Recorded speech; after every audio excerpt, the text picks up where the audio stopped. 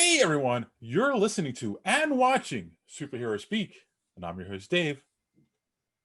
And JD. Donald as well.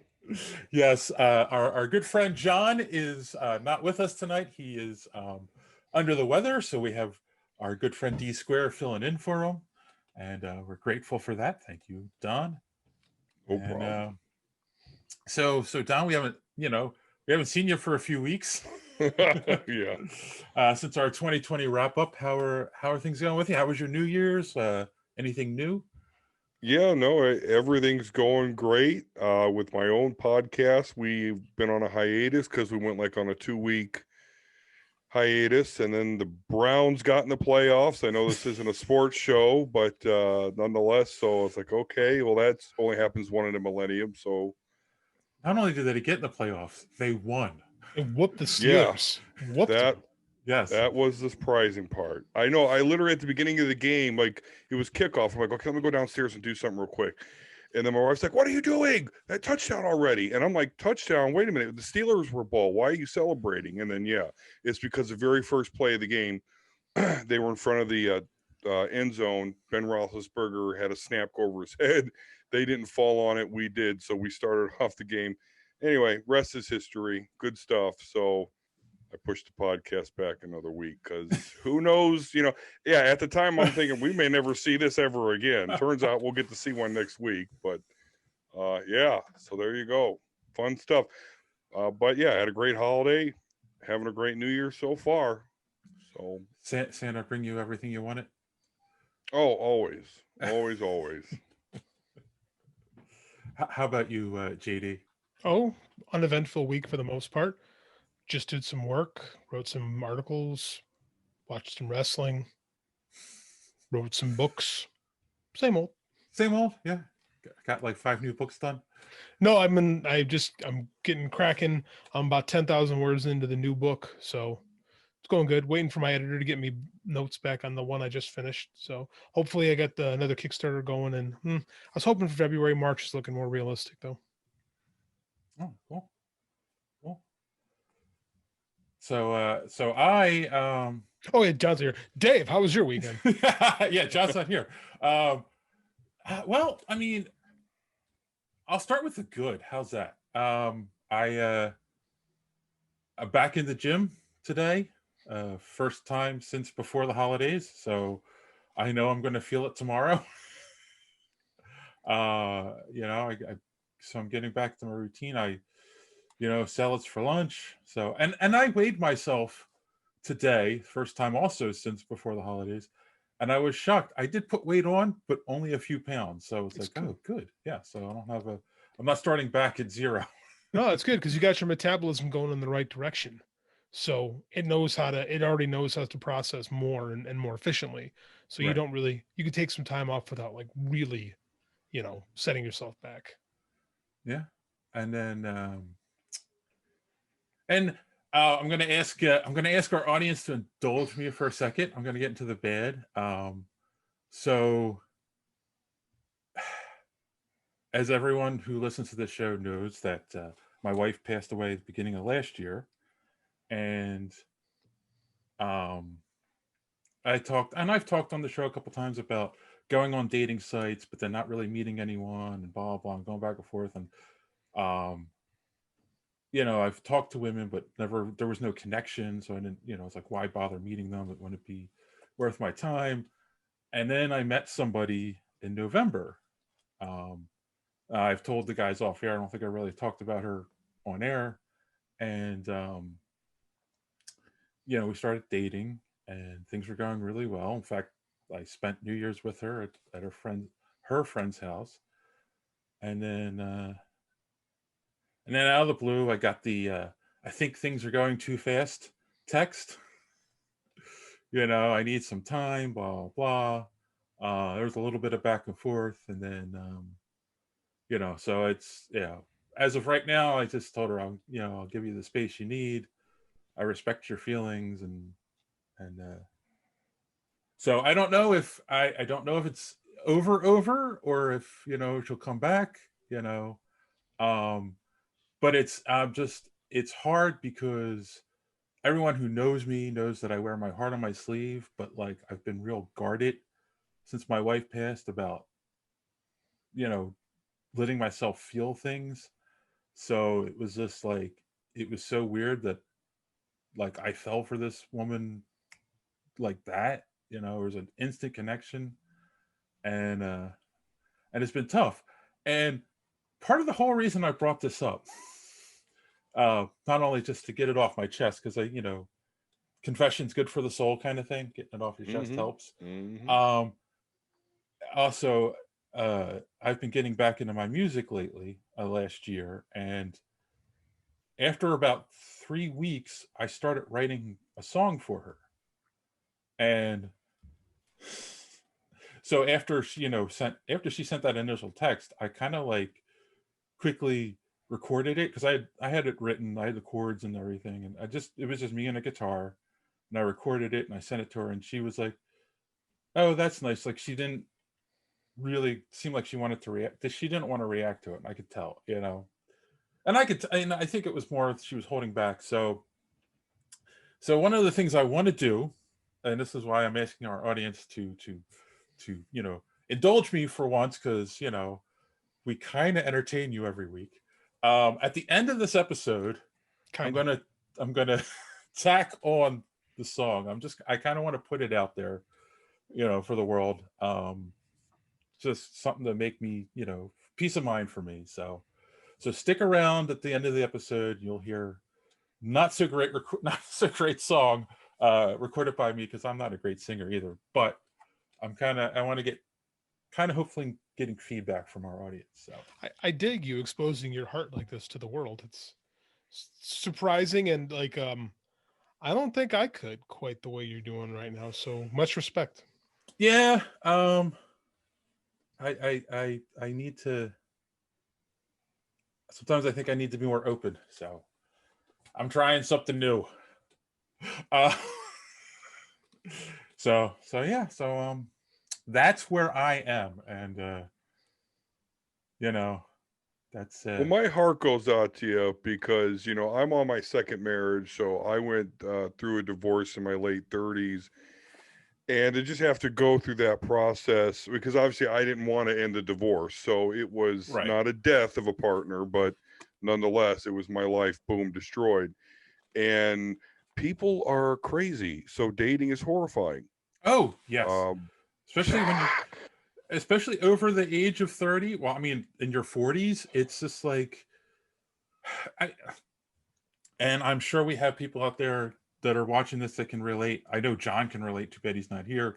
Like, part of the problem is you're dealing with their baggage, like, yes, and it's really tough for me because I was happy. I was in a happy marriage for 19 years. It wasn't perfect. yeah, And I learned in 19 years it takes communication, it takes work, like, to have a good, successful marriage.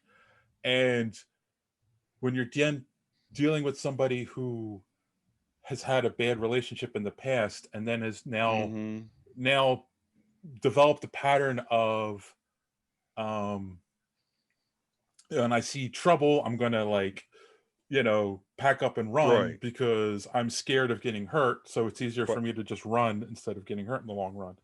yeah. It's tough, and I don't know what to do. I'm not a psychologist. I can't tell her how to get over her fears. I can try to assure her that, I'm a good guy and I'm not going to do anything, but and there's a fear. That's the other thing. For anyone out there like me who's a widow or widower, I'm sure you can attest to this. You also deal with them thinking they're dealing with the uh, they're Yeah. competing with the ghost of your loved one, and it's like, no. And in fact, that's kind of why I was really happy with her, because she was like my wife in some ways, but very different in others. For like one, my wife and I did not agree on music at all. She and I had similar tastes in music, and just, and like little things like that, which you know, maybe are important to some people and aren't important to others, but it was important to me. And it was just like, you know, same political views, which is tough to find. And you know, and for some godforsaken reason, she found me attractive. So, Hey, now, listen, I found a way to procreate a couple of times anyway. Believe me, I'm not the clubbing type. So yeah, dating and me just really don't go. But my heart goes out to you because I'm not the heart on my sleeve type of guy when it comes to this sort of thing. My armor was like to act as disinterested as possible until they show, you know, like with my current wife, this is how it happened. I was like, okay, well, great. It'll be great to see you next weekend.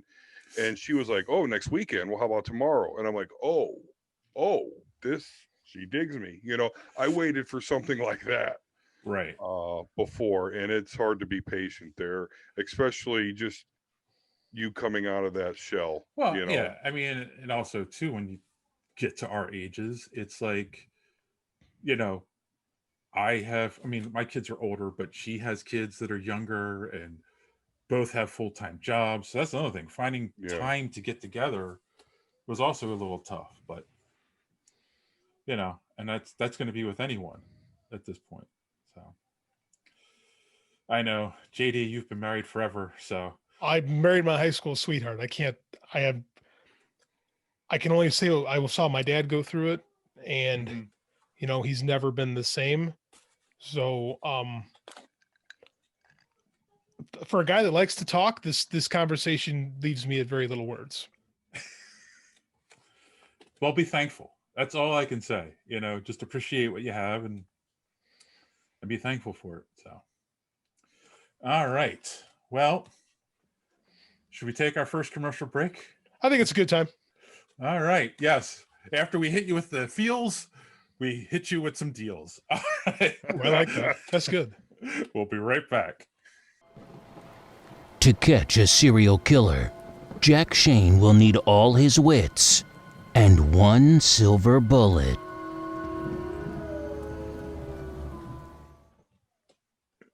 All right, we're back. I know you missed us. And you know how I know? Because you love us. And you tell us you love us on social media.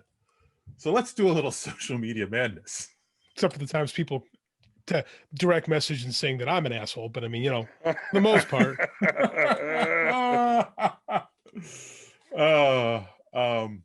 How dare they?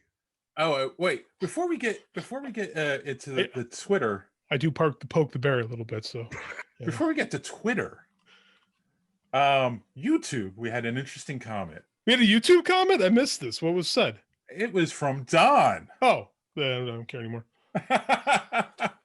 Well, I was going to bring it up if he wasn't here, but I'll bring it up anyway. So Don, so JD, yes. We had gotten into a conversation about, we started going down a path of real geeks versus, you know, or had Don put it geeks versus geeks, and you started saying, no, let's not gatekeep, and I totally understand where you were coming from, but Don, do you remember what you put in the comment?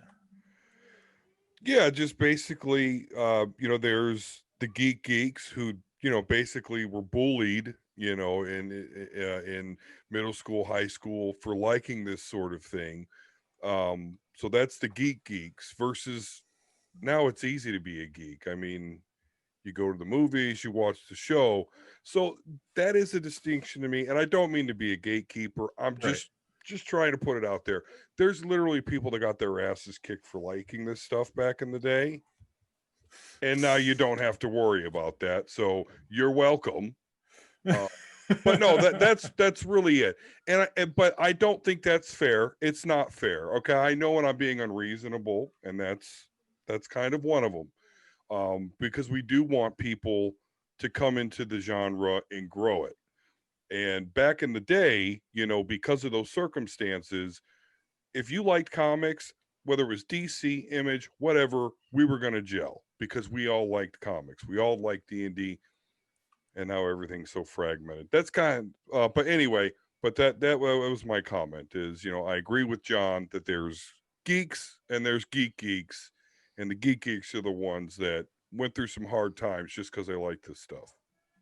Yeah, but to be fair, I mean, there's people that go through these things now, and it might not be just because you like superheroes. Like, again, working with kids, I think they're more vicious on a more personal level, on a more, because kids are never unplugged today. And not to say Mhm. kids, I'm talking about people that are deep into their 20s now too, because this isn't new. So I think that abuse takes a, I don't want to say a greater toll, because like abuse, mental abuse is abuse, but I mean, like, they can keep coming at you at all hours now, and it's a little bit, I think it's a little more personal. And again, I got picked on too. That's why I learned how to fight. So I mean, like, Sure. I have a different, personally, I have a different relationship with it, but I also see it differently, having, you know, had to mentor teenagers. So this is kind of why I'm always in the hey, don't gatekeep thing, because like, you know, I personally worked with kids and trying to help get them out of their shells and, you know, help them embrace who they are. And people come to things in different ways, and no one way is greater than the other. Like, Hmm. it's like this, like we're sports fans. It's like the sports fans, like, oh, like you're a Browns fan, right? Absolutely. You're gonna hear people say, you know, to keep people that are younger, oh, you don't appreciate this as much as I do because you didn't suffer as much. Because I heard it with the Cub fans, Right. you know, Right. and with the White Sox, and I think that's ridiculous too. Like, you come to love things how you come to love things. You know, I think the whole like, I'm a grander geek than you because I had to suffer. I just think that's, you know, people suffer in their own ways. Nobody's like clean. Nobody's ledger is clear as far as that goes. So No, whatever makes you happy is fine. And like, you know, I look at it a slightly different way, um, in the sense of like when I was a kid, I got into this stuff because it was a form of escapism because of being bullied. Not Hmm. I didn't get bullied because I liked it. I liked it because I was bullied. Where it's tough, and I think this might have been what John's point was, is it's tough because now it's become mainstream and it's cool, and there's just people who like it, you know. And I think there's people who like it who don't say they're who's you know say they're not a geek, and you know, more power to them. But I have heard I've honestly heard people say, "Oh, I like the new Batman movie. I guess I'm a geek," you know. And it's just like, is that how that works? You know? and that's that I say, why not? Like, because I've seen in my lifetime, I've seen people make sports remarkably geeky with the addition Yeah. of like metrics to it and Oh yeah. fantasy. Like the geeks have, like, it's not, it being a geek isn't the black eye that it once was, you know. And I don't think you need to like wear this, I don't think you need to wear it like a merit badge. And that, well, I mean, like, it's whatever, we all have trauma and we all have our ways of dealing with Yeah. trauma. It doesn't negate anybody else's experience. Like, just because you liked the band before they were cool, it doesn't mean that they're not, it's not as cool or whatever. It's like that, just like that, we look at this wrong, that justifies what we like, right? Yeah. we No, were we were right the whole time. I was the first one in my social group that liked Pearl Jam. I mean, that's, you're ahead of the curve, man. Yeah. Like I said, the people like us that were reading comics, you know, when they were younger, that saw how good this stuff could be, that spread the good word, you know, in the early aughts and in the 90s, when it, in the late 90s, when it had lost interest, or even going back further into the 70s and 80s, like, we were right the whole time. And the world is catching up with us, instead of putting ourselves, you know, on the pedestal and being like, well, this is what I like for me. Just go, yeah, welcome. I've been here for a long time. Ain't it great? Yeah. Right. Yeah, and you made an excellent point. Fantasy. I've seen this before. Fantasy football is just D&D for That's all it athletes. is. It's all it is. No, I wouldn't say for athletes, for like people that adore athletes. Okay. It's just a different way to roll the dice. It is. That's It's all it is. like, because I got friends that love fantasy, and like, I'm not into it. Like, I've got enough hobbies. Like, the idea of spending my Saturdays doing spreadsheets makes me want to run my face into a window. But but because it's not for me, right? Right, But right. people love it, and it's given people a new way to appreciate football. And like I said, they have geeked up football and baseball. 30 Yes, years they ago, have. if you'd have told fans that this was going to be the way people would enjoy it, they'd have laughed at you. We won. We've permeated every subculture is full of us. Every actual culture is full of us. We have completely taken over. There you go. Like I said, we're Yeah. mainstream. We're mainstream. Like there's no reason for us to be like Right. that. We're just ahead of the curve. Right. Not a monster, just ahead of the curve. That's But right. I was quoting. goddamn, I'm glad I love somebody that picked it up. movie. Isn't it Yeah. great? I love it. Watched it like every day, actually, during my separation. Anyway, I don't know. It was a dark time, but I loved it. We're going dark this week, man. Like this is not the show I expected us to be doing. But I will tell you, you're right. We shouldn't gatekeep because that serves no purpose whatsoever. Whether you got picked on like me, it doesn't matter. Come in, let's all be friends. I am bitter though, because I was a video game geek and I had aunts and uncles and all these people tell me, video games? What good are video games? You'll never make money with video games. Do you know how many kids? Do you know how many kids I've had to convince? No, keep playing sports. He's like, but I can make money playing video games, and I have no answer for them. Yeah, yeah. I got some bum fucking advice there, Uncle Ted. It's true. My late wife's her best friend's son won a tournament playing Fortnite and won $150,000 or something. Mm-hmm. Sure. Yeah, exactly. Playing for them. Fortnite. If you have talent at that level, because you got to be really, really good to do that. Like, why not? Why shouldn't they be paid for their skill? Is it any less ridiculous than being good at golf?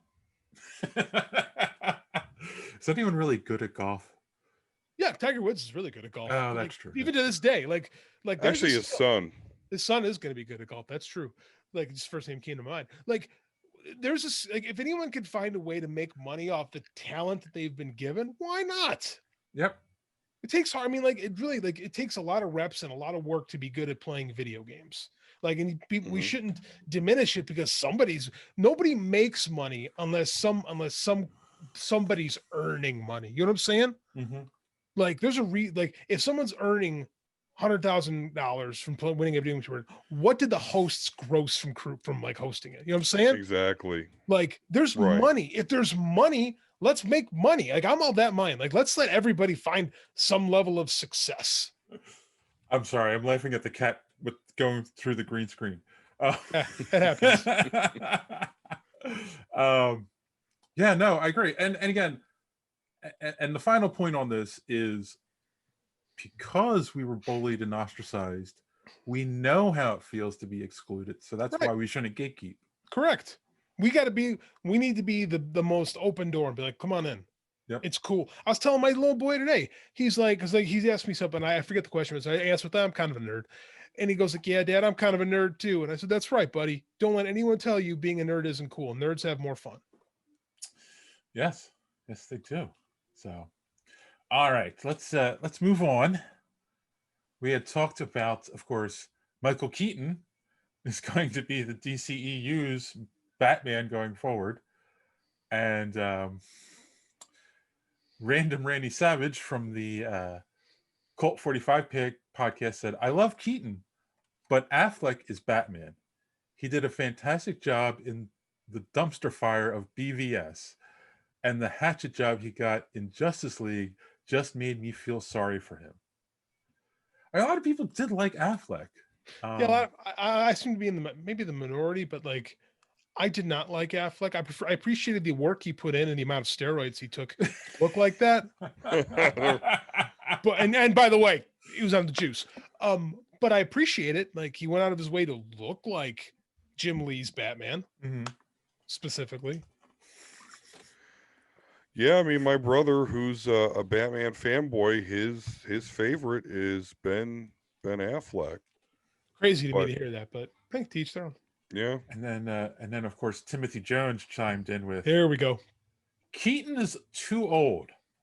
It would be better if he was the elder Bruce Wayne in a Batman Beyond movie. I think JD would make a great Terry McGinnis.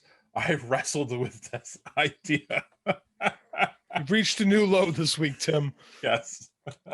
I appreciate you, but I am also too old to play Terry McGinnis. It's a shame. 10 years ago, maybe. Maybe. Of course, we also talked. Wait. Blah, blah, sour grapes. Blah, blah, sour grapes. Gotta work the gimmick every week. Yes, yes. You know, Tim actually gets upset when we don't mention it. I know. That's why I had to make sure. Read Sour Grapes, one of the best independent comic strips going today. Yes. We also talked about they have greenlit Wonder Woman 3 with our glowing review of Wonder Woman that we did. It wasn't a bad review. It was honest. How's that? It was. I thought it was very. I thought we were very middle of the road with it. We didn't bury it. You know, much like Mark Antony and Caesar, we came neither to bury nor to praise. Right.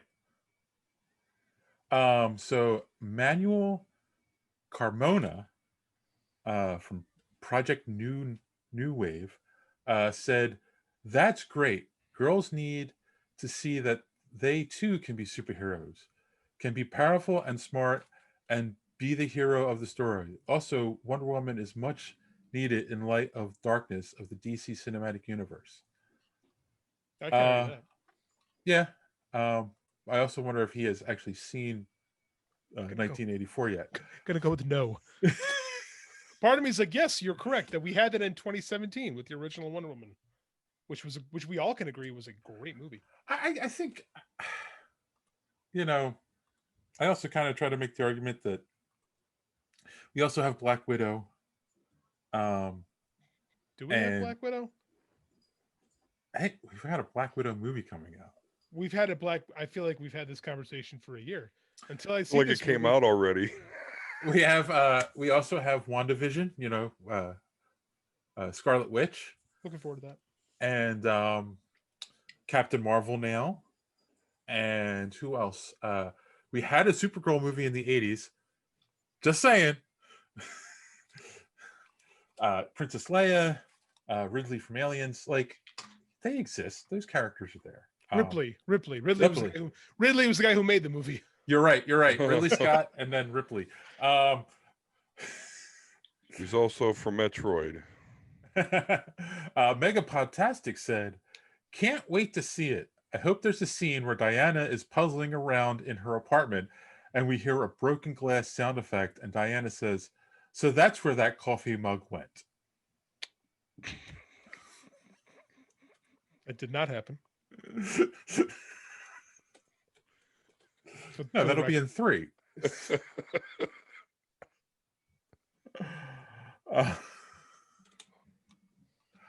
And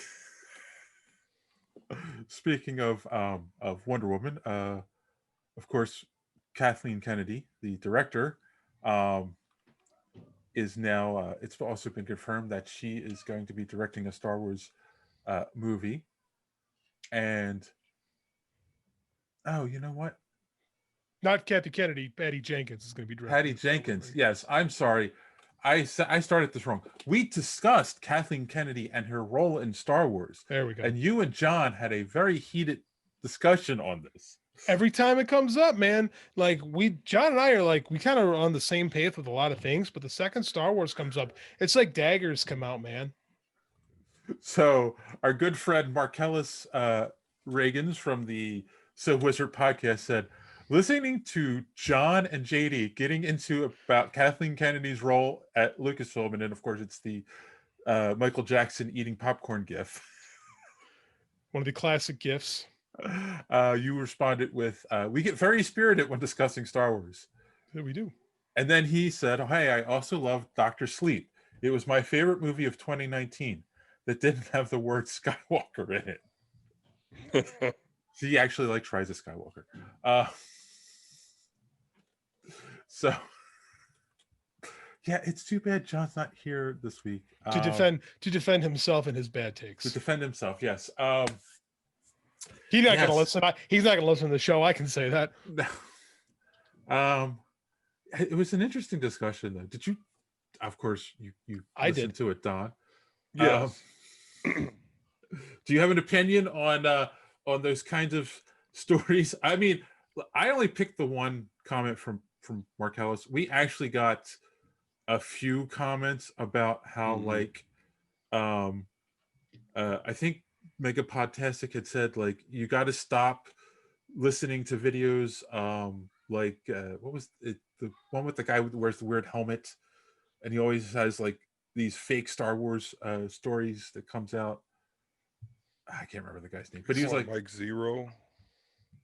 Oh, no, that's not him. That's not like him. it's like QAnon for Star Wars. Basically. Yeah. And there's a bunch of these channels on YouTube, and there's like a couple that are really famous, and it's just like I feel like that's what John's watching. It is what John's watching. And he comes back and he's like, they have great sources, and it's like, does anything they said come true? I've watched a lot of those videos, and very suspect. I mean, there was this one video a friend of mine shared with me that was like, oh, this is everything that's going to happen in Rise of Skywalker, and like none of it happened. Right. There was no mention of the Emperor coming back and any of that stuff. So, it's all thrown it at the wall to see what sticks. Yeah. And if you throw enough against the that. wall, something. Right. I did that when I told Mark Hamill, the reason why you didn't do that voice because they didn't want to. Like I did that. It just happened to stick that Luke Skywalker did appear in The Mandalorian. Don, I didn't really have any. I was like, you saying you don't have sources inside of Lucasfilm Disney? Correct. That is correct. Are you telling me people aren't violating multi-$1,000 NDAs? Exactly. And giving you information, Don. You're saying, and not, hey, I know this guy. He's got about 64 followers on YouTube. Let's give him this scoop. Giving a random YouTuber spoilers. I feel bad. I feel bad making fun of John not being here, but he's not going to hear it. He's not here, so fair game. I mean, I would love to lecture him about how Luke Skywalker in The Last Jedi is the Luke Skywalker we needed. But he's not here and he won't listen. So and I get where John's coming from. He just didn't want that story, which makes sense. I mean, like you can't control how a story hits you personally. Right. But it doesn't change the fact that is the story. He's like Kathleen Kennedy told them that they had to shit on Luke Skywalker's grave. And I'm like, John, that's the most ridiculous thing I've ever heard in my life. Like, what's funny is I was going to start my other story that I started up the podcast with, but John's not here. I'm going to say, John, remember last week when JD had told you that the source of drama is conflict, and that's why the hero always has to be in conflict. That's why he's never going to be happy. So my story would make an excellent drama. Which is also like literally the foundation of drama is conflict. Yes. Yes. Why can't they be happy? Well, no one wants to watch movies and read books about happy people that are just going about their life. Like, isn't this great? Like, it just doesn't. It only works in that Mandalorian episode because Luke's critical to help them escape, but he's not critical to the story. He's not part of the conflict. So he shows up so if they had done that in The Last Jedi, where he just showed up at the end and faced down the Empire with a lightsaber, which he does. Right. But if they do that, yes. But if he had just done that and was happy-go-lucky, everyone would have been happy. But you wouldn't have gotten a Luke story because that's not a story. Right, exactly. It's not a story. And like what's the thing is like the moment is we're happy because Luke is back. At the same time, the Mandalorian is miserable because he's accomplished his goal. He's found a home for Grogu. Grogu will be safe.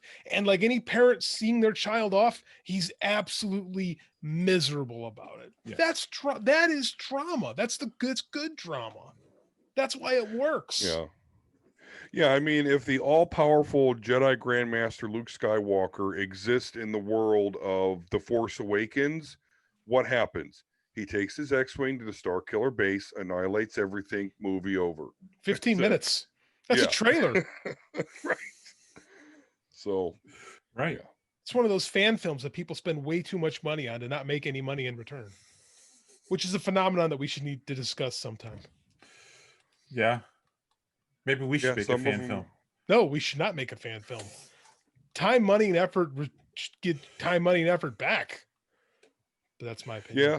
I found some awesome Star Wars, fan-made videos. There are. I never gave him a dime. That's what I'm saying. Like, that's a whole lot of time, money, and effort. And if you love something, I get it. That's cool. But I can't justify it. It doesn't make sense to me. Yeah. No, that's true. So that was a good social media madness conversation. And you know Better than what? normal. If you, that's because Don was here.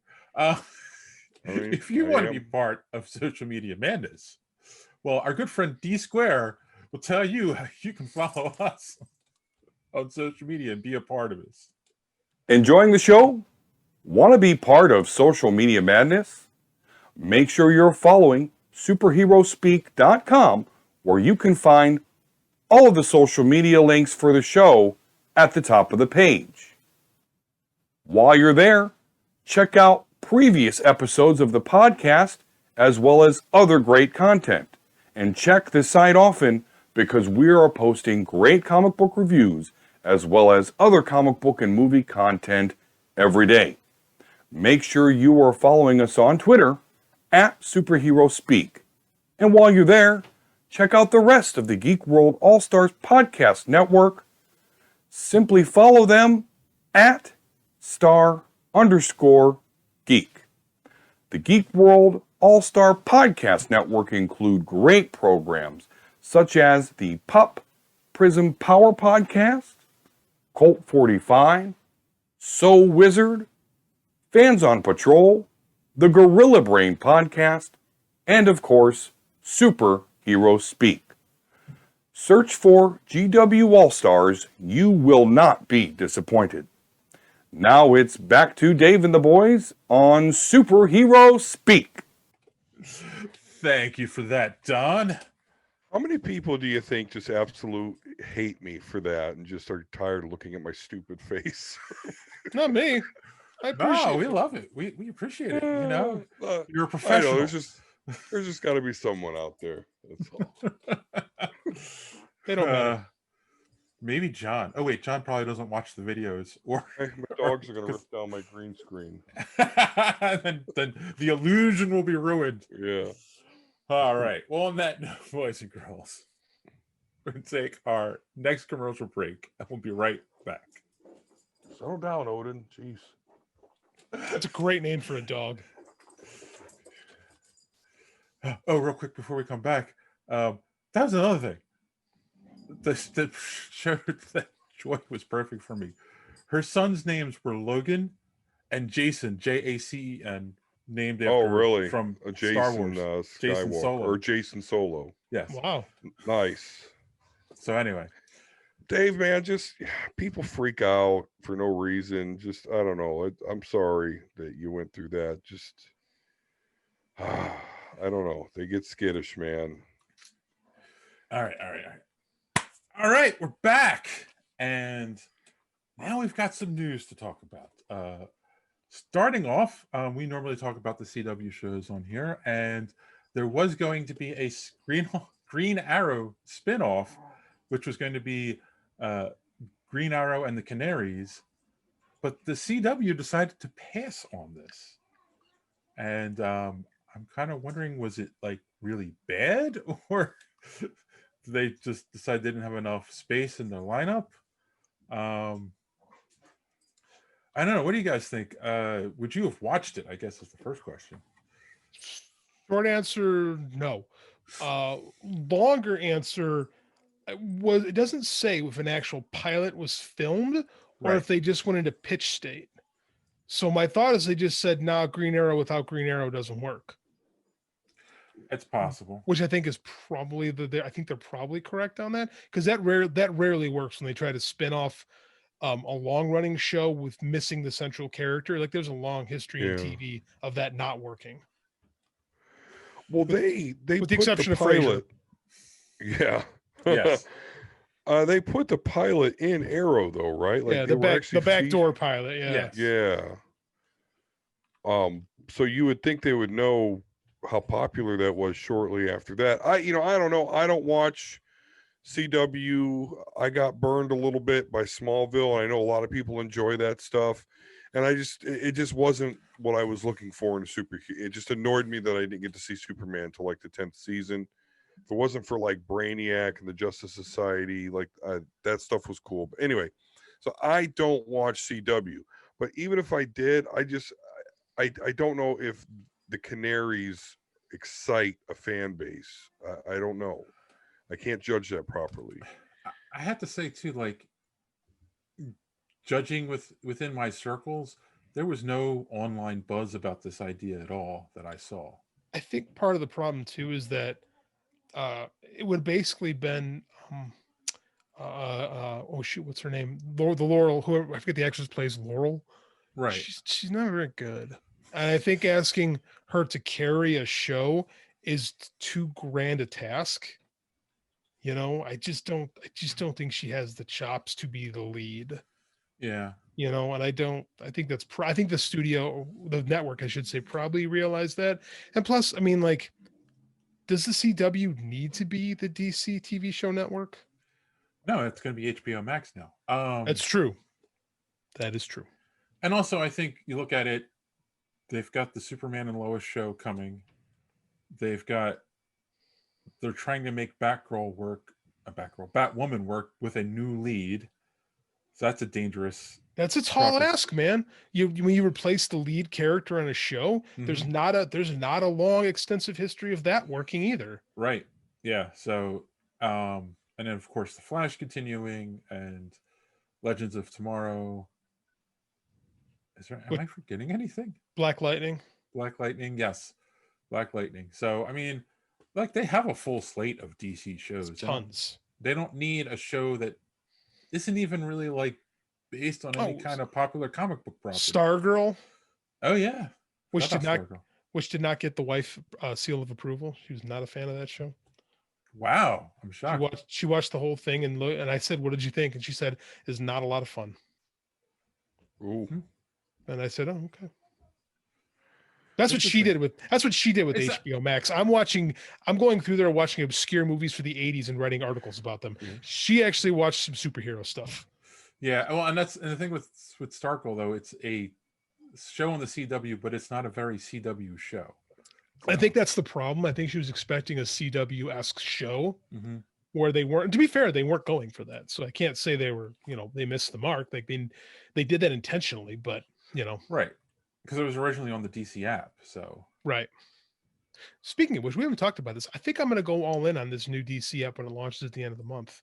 It's like $80 for a year, and then like a vast host of comics, including some original digital offerings and everything from the from the direct market 6 months after it appears, and like an a la carte service. So I think I've found something that appeals to me as a former reader that wants to get back in. So that's like Marvel Unlimited. Very similar to Marvel Unlimited.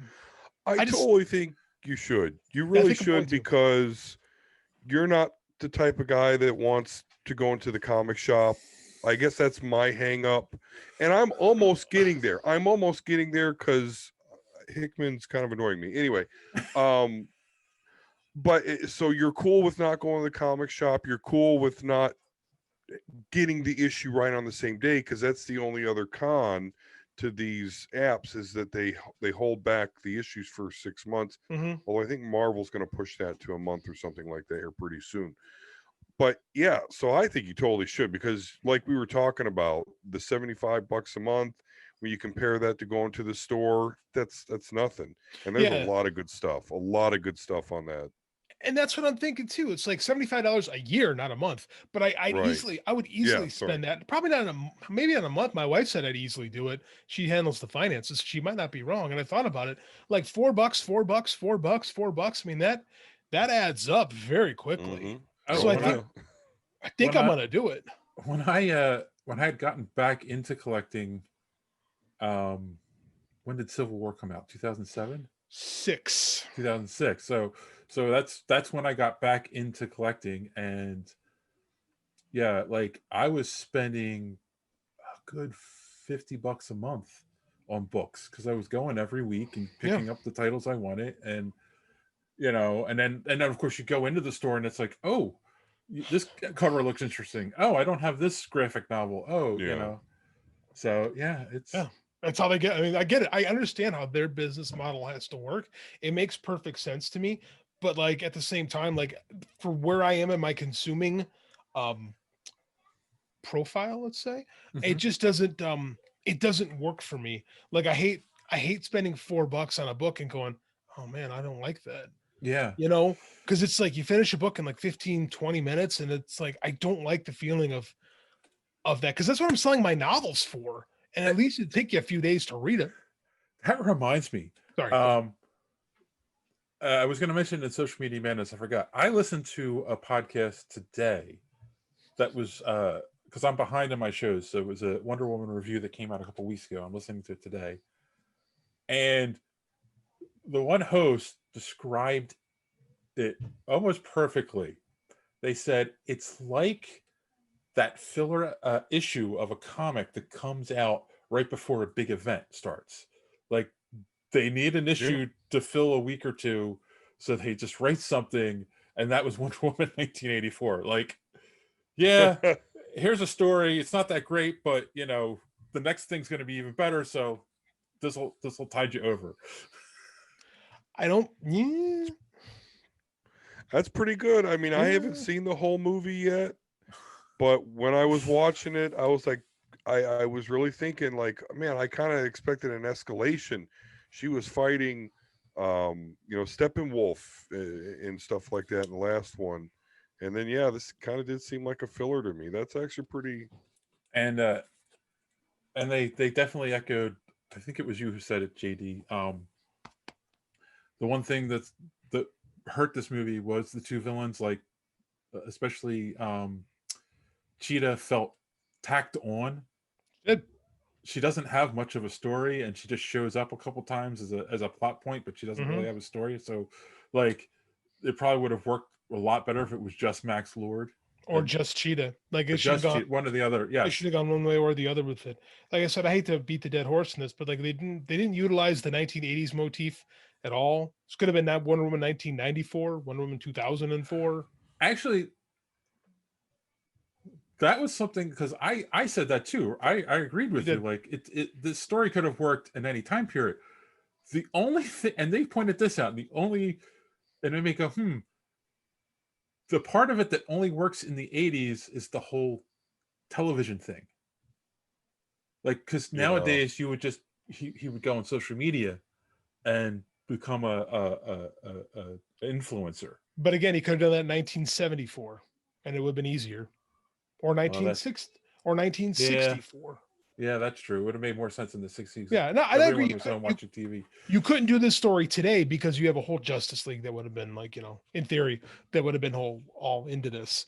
But yeah, the whole it was just very underutilized. I think we all expected like Stranger Things with super peace. Well, they have superhero, like Stranger Things superheroes, like that type of 80s vibe, and it was really understated.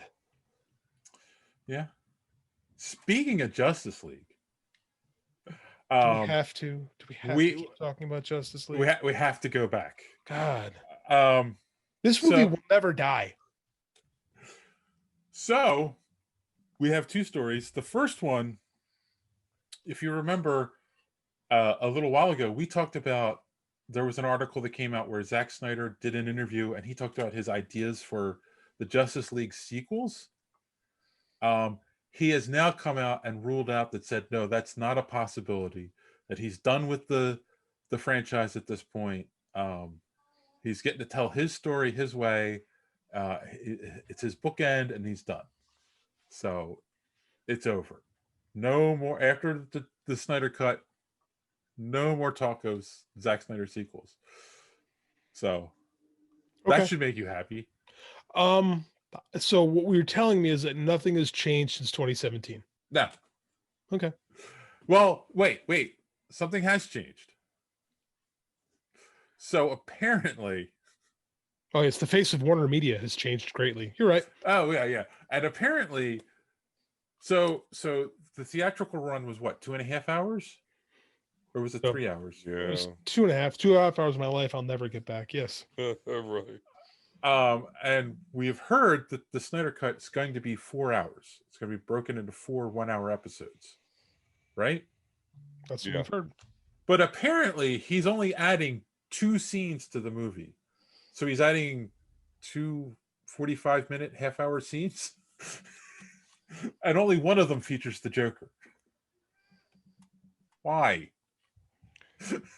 I don't understand any of this. Oh, I understand it. They want to sell HBO Max subscriptions.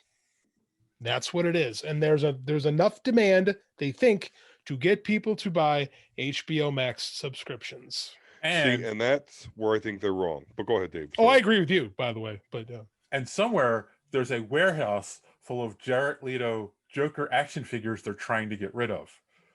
Right. Exactly. Oh, Yeah, I still don't. I still can't see how he's going to fit in at all. But yeah, I mean, I don't know. I mean, unless there was a lot that was cut out of the theatrical version that he's just putting back in.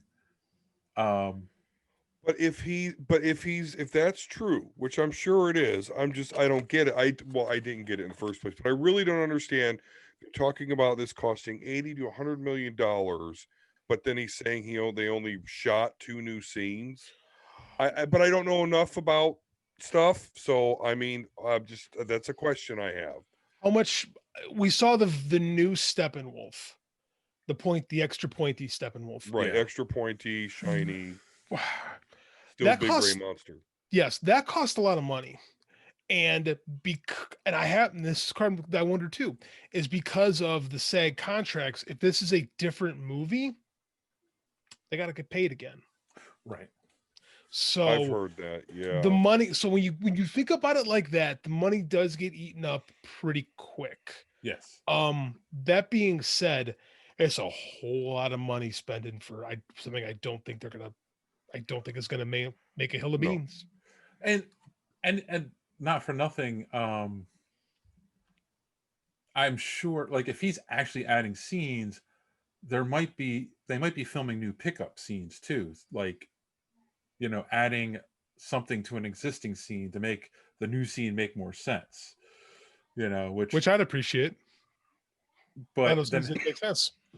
but then that starts getting weird too, because it's been how many years, and does Ben Affleck have a beard now? Well, it's gonna be. I mean, I don't know how they're gonna do it, because like when you're on a film set, you're taking photos every day, continuity photos, to Yeah. make sure you look like the same person. To remake a film you did 4 years ago and expect people to look the same, especially in the middle of a global pandemic, I don't know how it's possible. Like Ben Affleck's not on the juice anymore. I was going to say, somebody released pictures. It looked like he put weight on, and like he's not as big as he was. Oh, he can't be. You can't. Yeah. It takes so much food and work and like effort to look like Batman. Yeah. Like you can't do it. Like you cannot live that way. Yeah. Like I don't know what this is going to be. Now, that being said, are they just could they have just hired a muscle guy and face swapped Affleck's head on there? I'm gonna start a theory. Let's see how long it takes till people pick up. Oh, so that's what it is. They're just going to deep fake an actor with Affleck's face. It would look better than Mark Hamill in Mandalorian. So I want to. Okay, tangent time. let's tangent. Why the heck are they not doing deep fakes? Like, Mhm. do you know how many videos there are on YouTube where they take scenes like that and they redo it with the deep fake technology and it looks 10 times better? Like, I think it's because they don't. I think it's one of these. This is how we do it in Hollywood, and we need to hire 100 people. I think it's a lot of union type stuff, and this is just how things are done. But it is not as efficient. The deep fake technology is scary. First of all, let's lay that on the line. It's horrifying, but it looks way better. It just does. it does. It just does. Yeah, I think it's never a good thing to help prove that something can be automated. You know what I'm saying? Like You can't Yes. automate acting. That's the one thing Right. that they're not going to be able to do. but they'll never want to admit, oh yeah, this one app can do what we do for $9 million. You're 100% right. There's too many people. There's too many jobs. Like no one wants to say that a kid with TikTok can outdo a studio. But here we are. Right. I know, just because, I mean, the technology's gotten ridiculous. It is. It would have And- been. Yeah, and like it's funny because I've had this argument with with people before. I'm like, I don't understand why, especially like computer generated effects cost so much more than practical effects, because the practical effects you have to build stuff, and it seems like you'd have to have more people to operate a puppet and all those kinds of things, and all those people have to be paid. But it just feels like what they do in Hollywood is they hire like an army of animators, because maybe you said it earlier, JD, maybe it's all just union stuff. The union stuff is important, and it's also Hollywood gets stuck in a way of this is how we do things, right? Because it's like, because I just look at the technology and I'm like, a kid in his room with a decent laptop can do half of the stuff that you see on the big screen, nowadays. And some of it is like the design, like a lot of it is the design element. The design element is where you really, there's still no way around it, because an artist still has to create the environment, especially in this day and age. Like that has to be created. Like you can't just tell a computer, hey, I need this. Like you need an artistic hand behind it. But as far as like the actual production of it goes, and I think that Hollywood gets into these swings where like they go so far one way they won't go the other. Like 15 years ago, George Lucas and Robert Rodriguez and then Michael Mann were telling everybody, hey man, high definition technology is more efficient than 35 millimeter film. And they got fought. And 15 years later, Christopher Nolan's the only guy making a movie in 35 millimeter film. Yeah.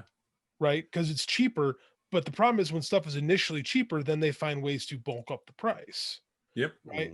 So, I mean, this is kind of the way ebb and flow things back and forth. I do think that, because again, I've been watching, like I said, I've been doing these articles on HBO movies, HBO Max movies.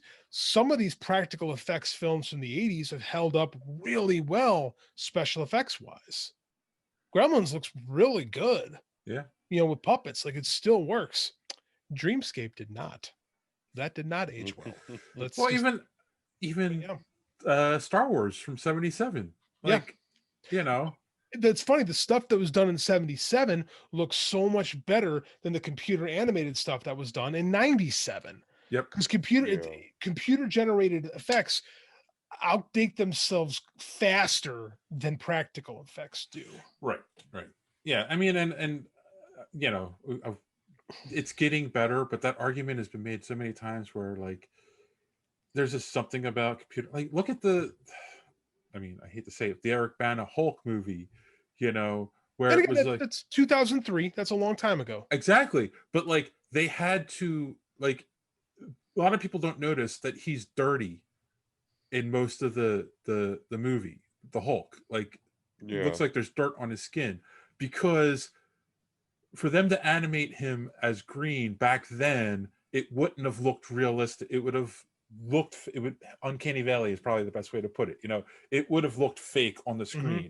So to have it feel more tactile and real, they had to cover the green Hulk with brown dirt, because computer animation just wasn't up to stuff at that point. At the same time, that's the only way you could get a Hulk movie in 2003. Right, exactly. Same way those fights in Daredevil 2003 that are computer animated look terrible now and have aged horribly as a comparison to like actual fist fighting, like fight choreography from movies from like 10 years earlier. There's I love the Tobey Maguire Spider-Man movies, but especially in the first one, there's a scene where like Spider-Man is fighting some guys and he like flips backwards, and it's so fake looking. Mm-hmm. It's like, oh, that looks like a video game Spider-Man at that point.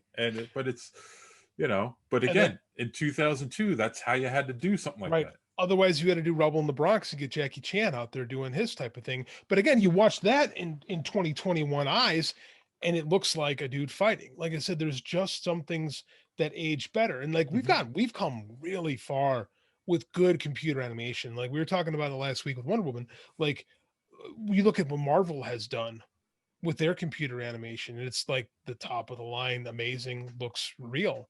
Mm-hmm. Like sometimes it's so easy to get lost in those movies. Mm-hmm. Right. But you look back on some things that came before it, or things that aren't as well done, and it really shines a light on their problems. It's better. You're almost better going practical than doing bad CGI in this day and age. I think you are. Yeah. And that were, yeah, well, and they used to have to make those decisions because the original Blade movie, I'll always remember this. It was absolutely the first DVD I ever bought and had these cool extras. And one of the extras was an alternate ending where the The blood blood god, god. was this, yeah, was this actual blood blob thing. But it looked so horrible that they had to cut it and just say, screw it. We'll do the Steven Dorff, you know, that Which is ending. totally not how the movie, because he's not trying to become the blood god. He's trying to Right. raise, and then at the end, it's like, oh, screw it. He's the blood god, which actually I think Yeah. works better for the ending, but that's definitely not. Yeah, you're 100% right. That's a great example. It's just reminding me of Blade Trinity Ugh. at the end of the movie when he's on the table and his eyes open. Do you know the story behind that? No. Wesley Snipes refused to open his eyes, so that's computer So animated. they had to see. They animated it. They CGI'd eyes on him opening because he refused to open his He was eyes. just insufferable by that movie. Because they were trying to replace him the entire movie. They Right. forced him to act. He contractually had to act in a movie that it was clear they were trying to replace him with Jessica Biel and Tight Pants and Ryan Reynolds. And he was Yeah. like, "This is my franchise. Why does anyone listen to a damn thing David Goyer ever says?" And I think time has borne Wesley Snipes correct on there, but he is like one step next to Marlon Brando as my favorite, like, insufferable Hollywood actors. Speaking of actors and Ryan Reynolds, See that? Kobe, This, swish. it has been confirmed Yes. that Deadpool 3, this is breaking today, but of course this comes out Wednesday. Deadpool 3 will take place in the MCU and will be rated R. So it's a first rated R MCU movie. Kevin Feige confirmed this today. So what do we think, guys? Are we excited about that? Is it going to work in the MCU? If it ain't broke, don't fix it. If anyone can make it work in the MCU, it's Ryan Reynolds cracking jokes about how they're now in the MCU. Like they'll shine a big light on it. Yeah. They'll make jokes about it. It'll be perfect. Kevin Feige is smart enough to let people that are good at what they're doing do what they do.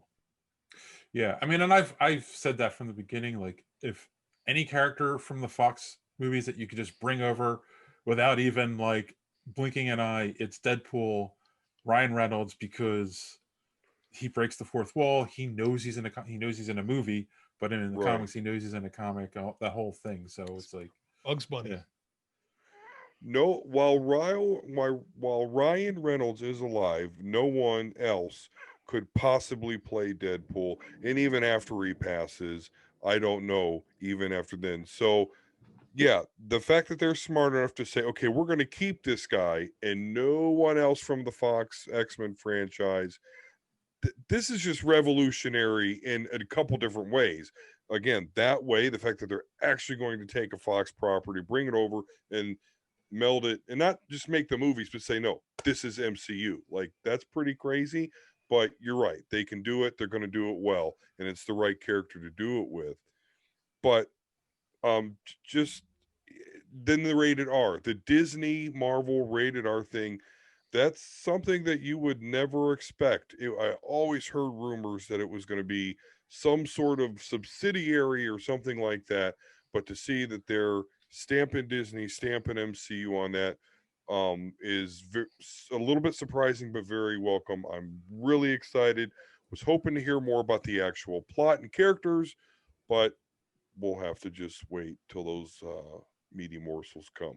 I will be surprised if when the movie comes out if they do the Magic Kingdom intro with the rated R, because they don't typically do that. If they slap the Fox logo, because they still have that, it wouldn't surprise, because Disney has released rated R movies. That's what Touchstone was back in the 80s and 90s, and that's what Miramax was in the mid to late 90s, in 2000s. So I think that they'll slap the 20s.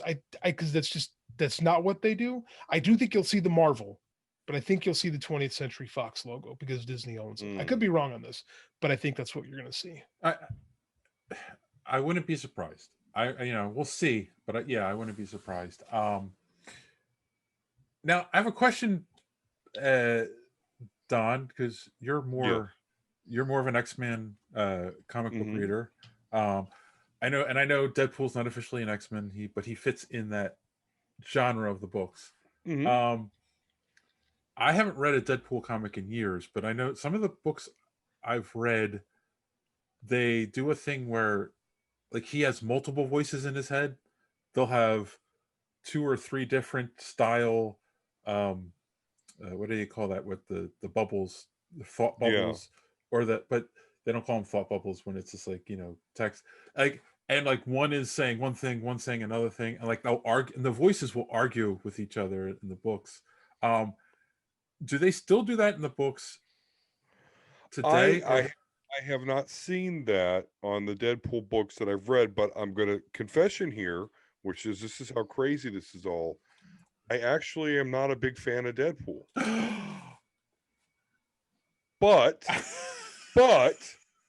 they made these fucking Deadpool movies. They put Comic Perfect Colossus in there. So here I am. The Deadpool movies are my favorite X-Men movies that exist today. okay. So anyway, I mean, um, because in the books I've No read, lies. it's fun, like that's part of where some of the humor comes from in the books, but they Mhm. haven't really played with that. I mean, and I know they don't do thought bubble kind of stuff in the movies. yeah. Well, that's a hard gag to pull off in a movie. Like in a comic book, you can do that because you can have like the different colored balloons going at each other. And you can read that in the same voice. If you were to do like a voiceover plus Ryan Reynolds talking to each other, and the fact that you can't see his lips move, it's very difficult to get that across with that character. Just Yeah. like in film.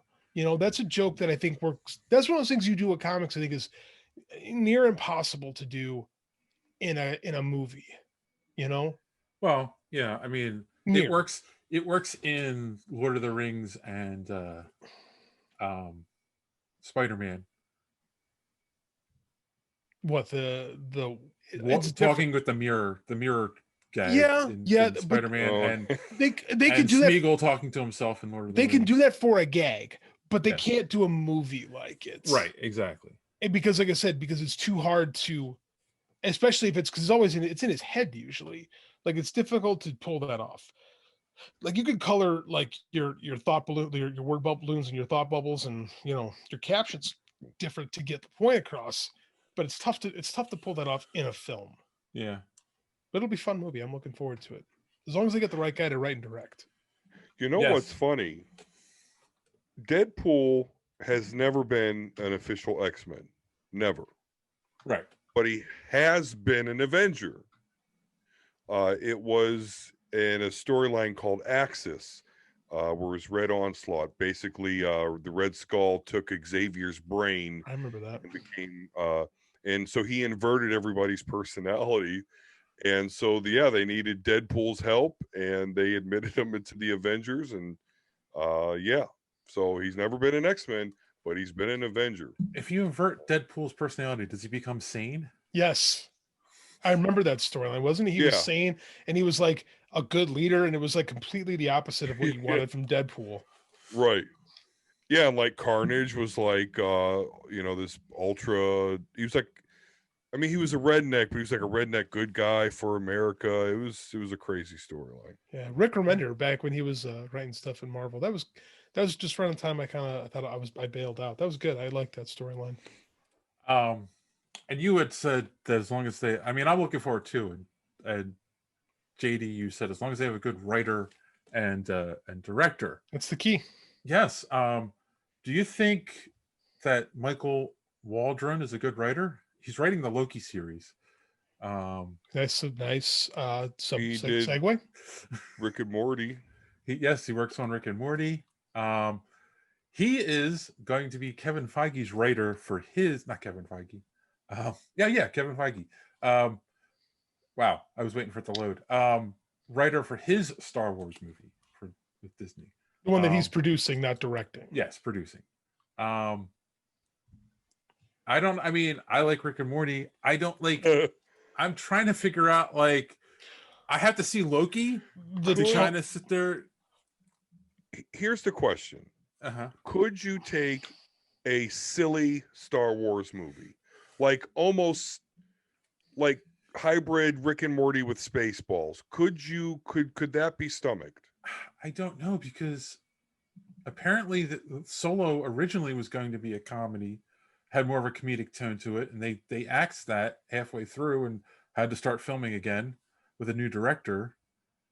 So at that point, obviously, Disney didn't think, or at least Lucasfilm didn't think the audience wanted it. But now all of a sudden, Feige's gonna do a more comedic version. But we're assuming something. We're assuming, Yeah. like, the tone of the Loki show doesn't tell me that that's comedic. It tells me it's Marvel, right? Which is like, fun but action.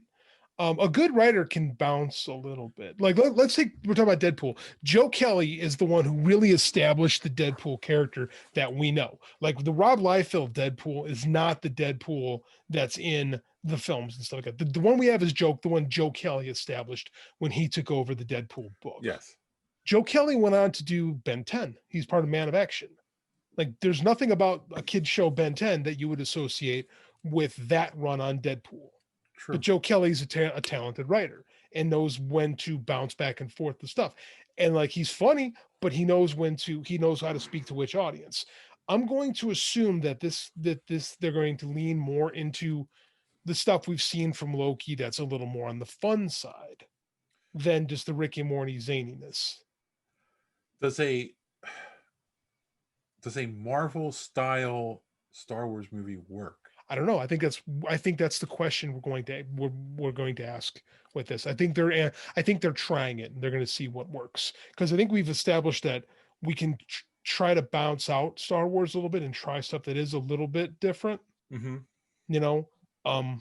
They already made their money back. Why not experiment?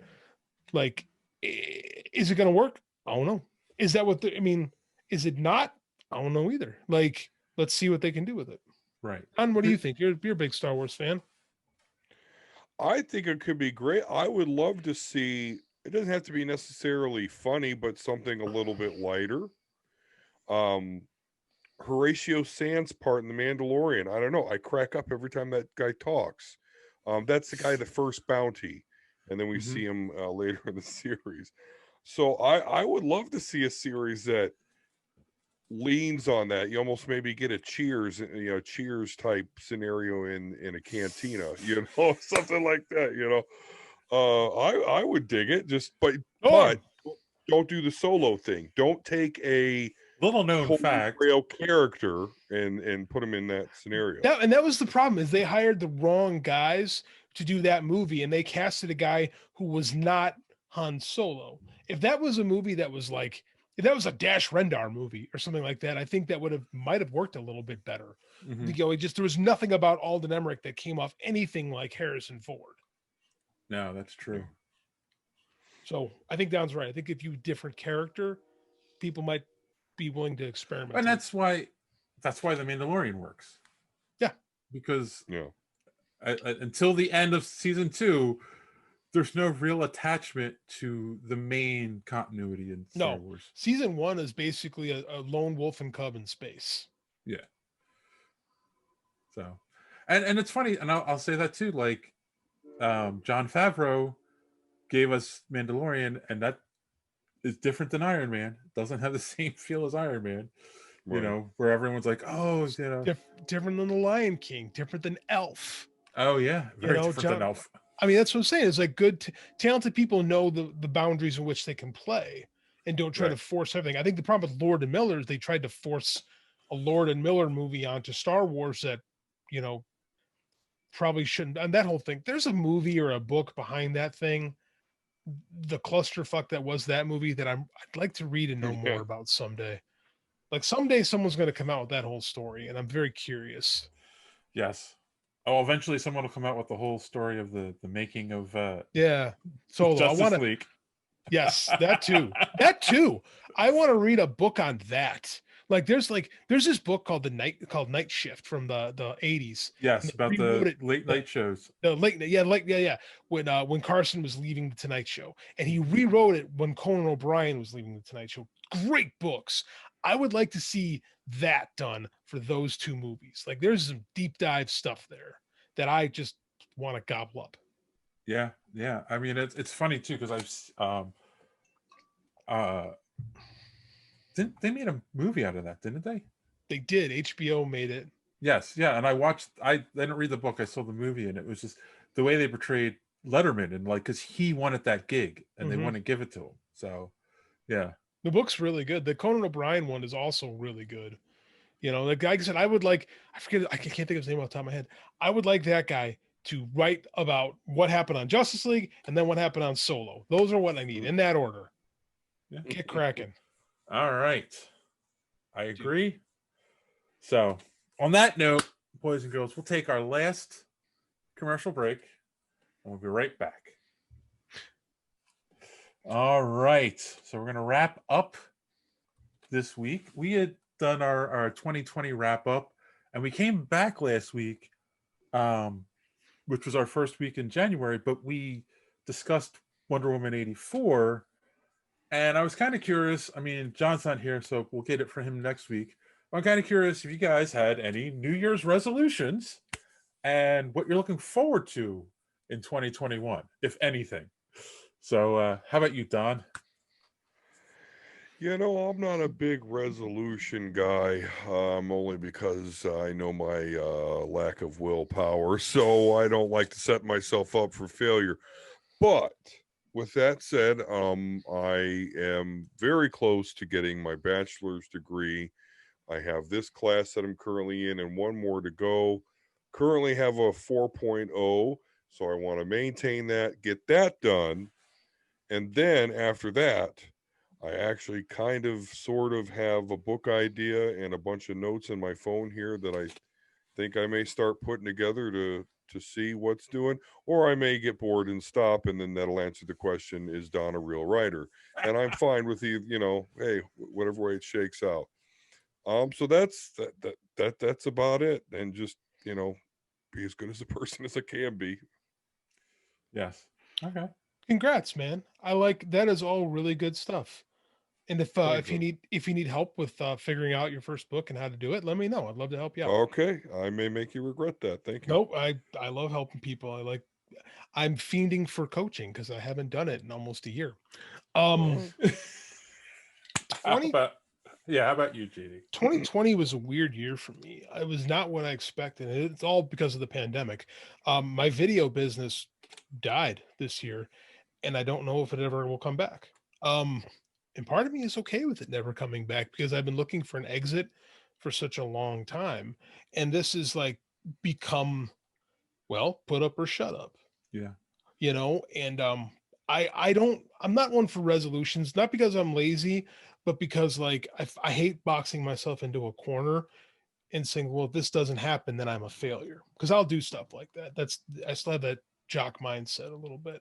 What I did do was I put a number on my desk, just above my desk, of what I need to do this year, find money wise, because I need to make this whole thing how I make my living, because I don't want to go back to shooting stuff. Like I did that because I was good at it, and I kind of feel like the world has passed me by a little bit as far as that goes. Yeah. And I'm okay with it. So that's what I did this year. I put down the number. I took what I made this year as my first full year as a writer and doing all this stuff. And it wasn't great, but it wasn't bad. Like, it was like, okay, it's not amazing, but it's not terrible. I can build on this. I don't know how, but I think I can. So I wrote it down, and then I got hired to do with the Fight Game site. I'm doing writing with them. I got hired with another website to do writing with them. I'm writing movie reviews now for Combat Republic. Like, this stuff just all kind of fell onto me a little bit. And these are all like paying. Like, I got a job today with helping on another guy's podcast. He's like, hey, I need help with the video part of my podcast. Like, I do, because he knows I did it for us. And I'm like, yeah, sure. Like, so I put this number down, and all of this, and my sales, by the way, I made what I made all last month. I've already made. Oh, wow. Nice. In the first 10, I don't know how. I think people got Amazon gift cards, and I'm appreciating that. But but it's a nice springboard to start my year. So I'm not a big financially motivated person. I'm a creatively driven person. But Andy got to eat.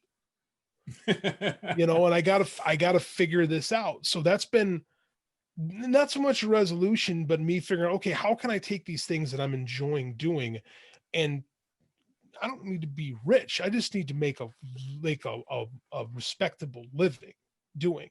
Like before the show today, I interviewed a guy who coached in Russia, and I'm doing a Mhm. piece on that. Like it's just like I'm doing some cool stuff, and I'm writing books, and like it's all just how do I do this and survive and not just be a hobby.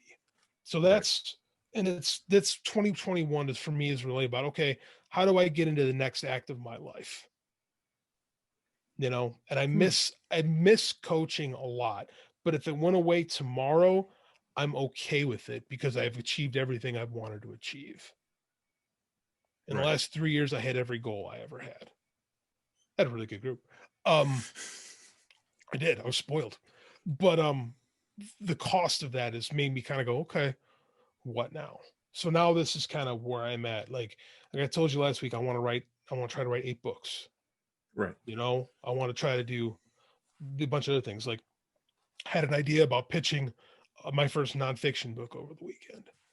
I don't know if it's going to happen, but I got an idea. I'm going to try to do that. So I don't know. Like the way we ended 2020 was not what I expected when the year started, but it's not a bad thing. So I'm just trying to roll with it and figure out how can I make this work where I'm not such a hobbyist and a burden on my family.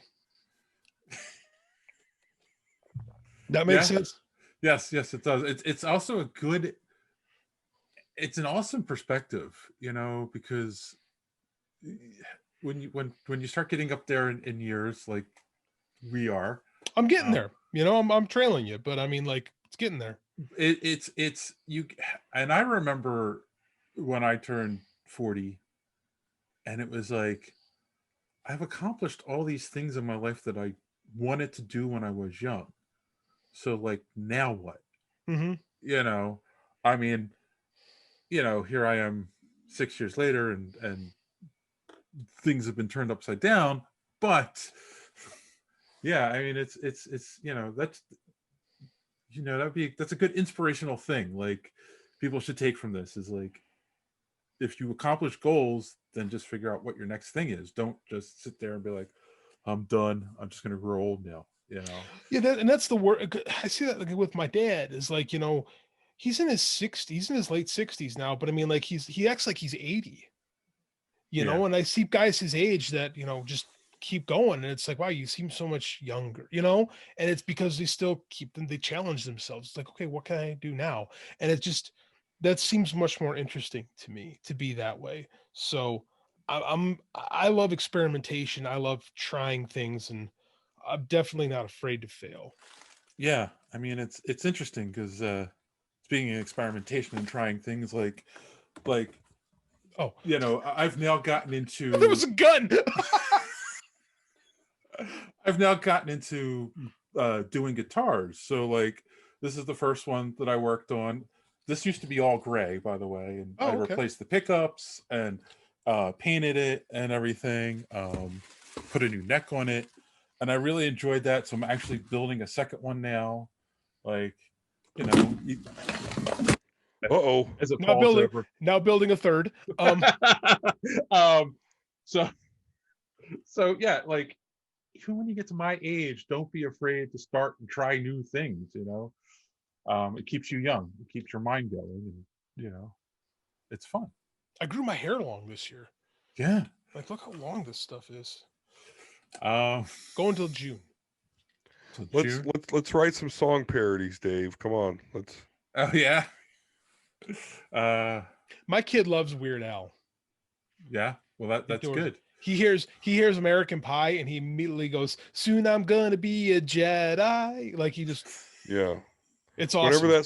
Whenever that song comes on the radio, like, and my kids know me as he listens to the news guy when he's in the car, but then yeah, when that song comes out, I bust out and sing every word, and they're just like, "What the fuck is going on?"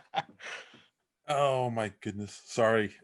Speaking of getting into doing guitars, the guitar I'm working on, part of the finish, you have to use teak oil and that's what I knocked it over. Now it didn't spill, but there was some oil on the bottle.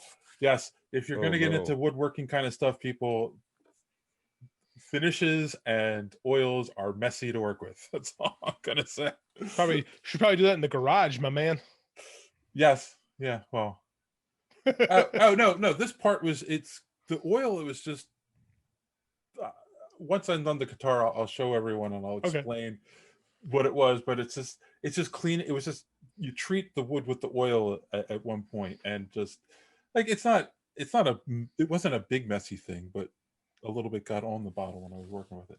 So me, I mean, God, I had such a crappy 2020. I'm just glad it's over. But yeah, I mean, I guess I look at,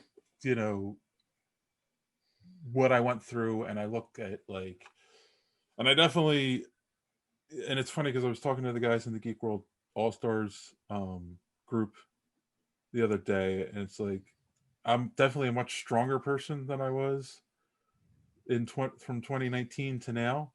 Because it's one of those things you got to be, or you're not going to be around long. And so I guess I'm like, in a way, thankful for that part of it. And I also had this resolution. I wanted to get to a certain point in my weight loss journey, and of course pandemic hits and gyms closed down for a long time, and I could only go for walks and stuff, and I couldn't exercise as much. So I will say that I think one of my goals is definitely I know what I want to hit.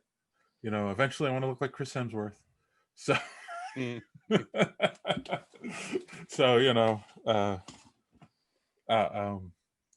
that's my resolution for 2021. Then all the women will come for me, right? Is that how it works? That's right. What am I looking forward to? Watch your phraseology, man. This is a family broadcast. This is true. The only thing is, hopefully, now that we have a vaccine and whatnot, hopefully we get over this, and I'm looking forward to trying to go to a con this year. Like, that will keep me alive. I hope that's a reality. I hope it's a reality again, because there's too many people that lost so much of their lives and livelihoods with these shows being down. Oh yeah. Like, I'd like to see. I hope we can get to there again by the end of the year. I really do. Oh, I have quite a few friends that are artists that are just like, they made money, but not the same. They lost so much. Yeah. Do you think when they open up, it's still going to be like mask and social distancing, and how will that affect the cosplayers? A lot of ninjas. Yeah, this is a lot of ninjas. Sub-Zero and Scorpion. Yeah. I don't know if we have. You'd be the Mandalorian. I don't know if we have cons, at least without masks, until we hit herd immunity. Enough people get vaccinated, and I don't know. I mean, I know the states have plans for how they're going to roll out the vaccines, and it's starting. But yeah, I mean, I don't know. Yeah, a lot of ninjas. I think at least the first con. Do you think we'll start with, if we do that? Do you think we'll start with the smaller cons? Like, I can't see like New York Comic Con and like San Diego and those stuff being like the first. Like, are people going to jump right into 100,000 people? Or are they going to want to take it a little bit slower? Well, it's also the fear factor, right? Like, people are still going to be afraid, even after they say like, oh, we've now reached a level where it's not an issue. There are still going to be people who are afraid because they were spent almost a whole year locked in their houses being told, don't go outside, wear masks, blah, blah. You don't get over it like that. One of my friends, who's an artist, said that maybe we'll have more outside festivals during the summer. Yeah. Outside show. I'm surprised no one thought of that last year. Probably tougher, but not impossible. Right. I mean, and you can't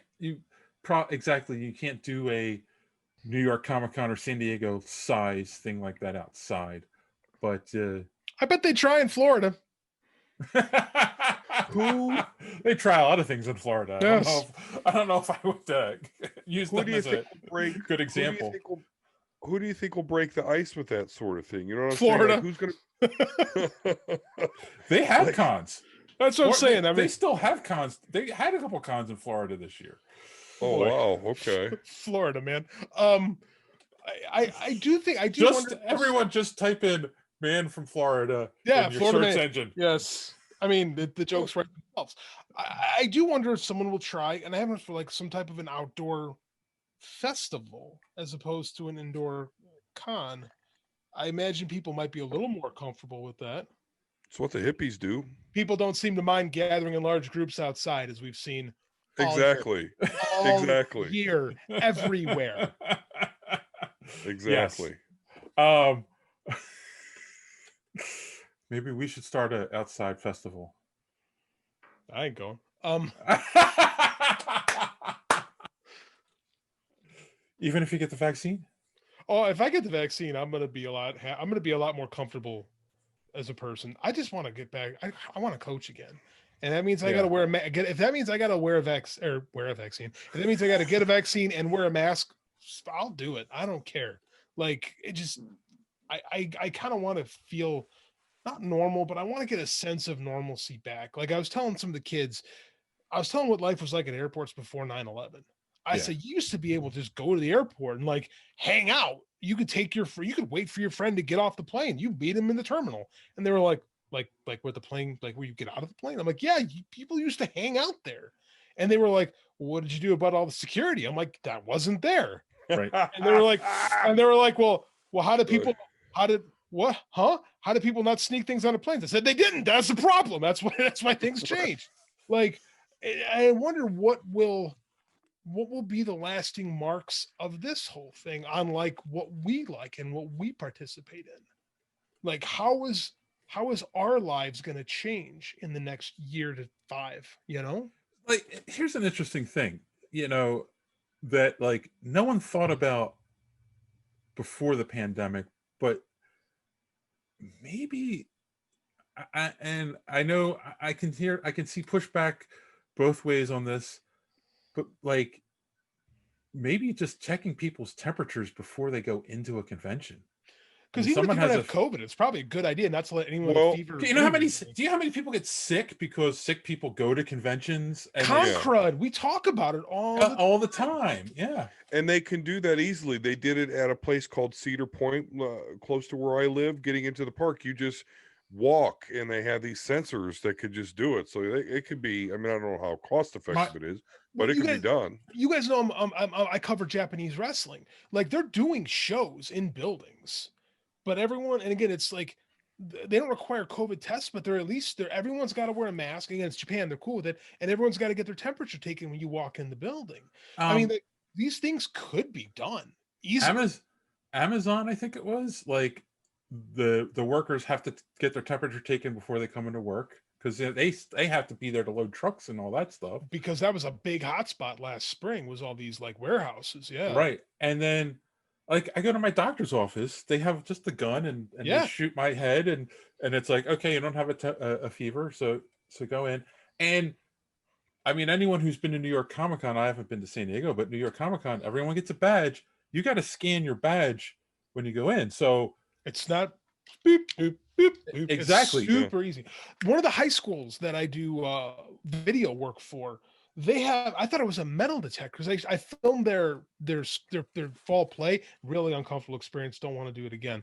They told me, it'll be like 15 people there. There was 50 in this very small auditorium. I hit record on the camera and left. It was fine. But they had a big like metal detector style thing there. I thought it was a metal detector. It wasn't. It was temperatures. Right. And you just walk through and it takes your temperature. And like they know right away if you have it or if you don't. I'm like, well, these things are available. Do these become like standard? Right. I mean, if the argument for doing this stuff now is public safety, which I get, and I'm not arguing against it. I'm saying then cons are a definite place where you got to make sure that people aren't sick before they come. Like Right. that's public safety. Correct. Because an elderly person could get the flu and die, and if an elderly person's at a con, you're going to kill them if you go there with the flu. That's all. I mean, yeah, you're not wrong. I mean, like, believe me, I'm never gonna miss a flu shot again. I will not go through a year because I got the flu last year and it sucked. And I was like, man, I should have gotten my flu shot this year. And then this whole thing happens. It's like, okay, this clearly isn't worth it. Like, why not? Why not take extra precaution? Like, hey, you're sick, don't go. I mean, and I'm, I guarantee that there's going to be like, because that's a common thing, right? You go to the doctor, you get a flu shot, right? My doctor just does it. Because I go in a couple times a year, and I go in the fall, and he's always like, "All right, you're here. You want your flu shot? Okay." So there's a good chance that people are just that where it's available, people are just going in right now. It's like, "You want your COVID shot? Okay." And that's going to be, if that's life for a while, I'm fine. People's like, oh, it's going to take long-term herd immunity. You'll take this. It's just like, fine, whatever. I'm willing to get a shot for the next 10 years. If it takes us 10 years to reach herd immunity, fine. I don't care. It does not matter to me. Yeah. I mean, I didn't understand, like, and it's like, John's one of these that's like, oh my God, it's going to take forever and blah, blah, blah. It's going to be like this for years. But he's a doomsayer. We all know that. Yeah, John can be a little down in the dumps sometimes. But like, to me, it's weird because, again, I go to my doctor a few times a year, and I know there are people who don't go to the doctor unless they absolutely have to. But like, that's foolish, people. Like, you don't know what's wrong with you, and it's better to catch it before it becomes something serious. That pain in your back after you're 40 might be a herniated disc, not just, oh, I strained a muscle. JD. Anyway, it's true. So it's just like, if more people just went to the doctor regularly, everyone would probably get the vaccine very quickly once the doctor started getting them. So I come from this amateur at wrestling world of like, you tough your way through things. And I remember I signed a contract once to shoot a wedding, and the bride was like, what do you do if you're sick? And I'm like, what do you mean if I'm sick? I'm going to go to work. Like, I'm like, what am I, a pussy? I go to work when I'm sick all the time. And now I'm like, boy, that's really stupid. Because that's just how like, right. You're brainwashed. Like, culturally, you're brainwashed. Like sick is a state of mind. And it's like, no, sick is a thing. Right. Yeah. And you go to a wedding to film it while you're sick, you're gonna make everyone at the wedding sick. It's funny, I turned down 3 this year, and one of them I turned down turned out to be a super spreader event. Yeah. Because I saw the name and I had the contract, and I went, oh my God. Because I said, no, man, I'm not going to do this. This isn't the right time. Because of the contract, the bride goes, I don't want to see any COVID reminders in my pictures. I don't want anyone to wear a mask. And I read this, and I'm like, I'm looking at my phone. I'm like, is this for real? Is this person serious? And I told the guy, I'm like, nah, man, I can't do this. And then it was like in the paper a month later. And I'm like, holy crap. Boy, bullet dodged. Like, yeah, well, that's weird too, because people don't think in those things, because the photographers are constantly taking pictures. So it's like, you're gonna have your mask off the whole time. Like, oh yeah, that's what they wanted. They wanted not to wear masks, and I'm like, that's the dumbest thing I've ever read in my entire life. No, and yeah, I do. I wonder like how we change. Like I said, like in watching in Japan, it was not uncommon for years to see people wearing a mask in the crowd. And it's just, hey, I got a cough today. I'm going to wear my mask out. And there's no like shaming of people. It's just part of the culture. Oh, they're sick. I'll leave them alone. Like, that's all it is like, I don't feel good. Maybe you want to stay away from me, but I'm going to take care of you by covering my damn face. Like, I'd like to see our culture adapt that a little bit. Right. Exactly. I think you hit the nail on the head. Because that is, I mean, it's so funny because having worked for health companies, I work for a medical management company now, even though I work from home, so it doesn't matter. But like, they're like, no, if you feel sick, stay home. Use your sick time, because like, we don't want you bringing that into the office. Where I've worked at other places, especially a small startup internet company, where it's just like, We need you here. yeah, we need you here. Just come in, and work. You know, roll them bones. Like, we're taking the chance. Yeah, I mean, I've had quite a few people that are like, "Oh, I'd rather use my sick time for stuff I want to do." It's like, no, that's not what it's. That's Right. not what it's for. Literally has a name that indicates its exact purpose. I had to tell my boss one time recently before we moved from working at home, like she was sick, and I'm like, "What? Leave now, please." Leave, please leave. No, I know you're trying to tough it out and your manager and your leadership and all that, but please just leave. Please. I've had that too. Not my boss, but I've had coworkers that are like, they come in and you can see that they're sick. And it's like, why are you here? Go home. One of the guys one of the guys who did the wrestling podcast with, he had a coworker that's like, I try to get through it, man. I'll be fine. And the whole office got COVID. Hey, Dave, you ever have somebody come over during D&D game night that you're just like, dude, you're fucking sick. But they still want to come and roll the dice? You know what? Literally roll the dice. I haven't had D&D night since I see. I was in my 30s. I see. So okay. Yeah, and early 30s, so we were still in that, like, we're indestructible. Right. phase. Okay. But yeah, I mean, I like, hey, John was under the weather tonight, and this is a podcast, but it's like, no, go rest. Like, he's ultra considerate. That's right. Yes, he did not want to give us a computer virus. See, I think he would laugh at that one, and he's never going to know the joke. So no, he's not. It's a shame. It's a shame. We bust John's balls a lot because he never listens to the show. So. Yes, and it's funny now because, like, I have to listen to it while I'm editing. Now JD has to listen to it while he's editing the video. Yeah. So like we can't even get out of it. But he likes to show up and just add color. Yes, and he's good at it. And we love you, John. We bust your balls a lot when you're not here. But but you're not. He's not going to hear that we love him. Not hear this. So why do I bother saying it? I hate you. No, it's not true. I'm kidding. All right. Let's wrap this one up. Anyone got any recommendations? Don, you're always good for a recommendation. What do you got? Actually, Don, we screwed up the last time. We screwed up the plug for your podcast. So plug, and then see if you have any recommendations. Okay. Well, I absolutely recommend you go to our Omega Level Nerds YouTube channel, which you can find by just searching Omega Level Nerds on YouTube. And there you will find the Omega Level Nerds podcast. Audio only version is, of course, on Podbean and wherever you can get Apple Podcast apps and any other random places that take the RSS feed. So, yes, Omega Level Nerds. Check it out. I highly recommend it. Outside of shameless plugs, I will definitely recommend Star Wars Rebels if you have not watched it yet.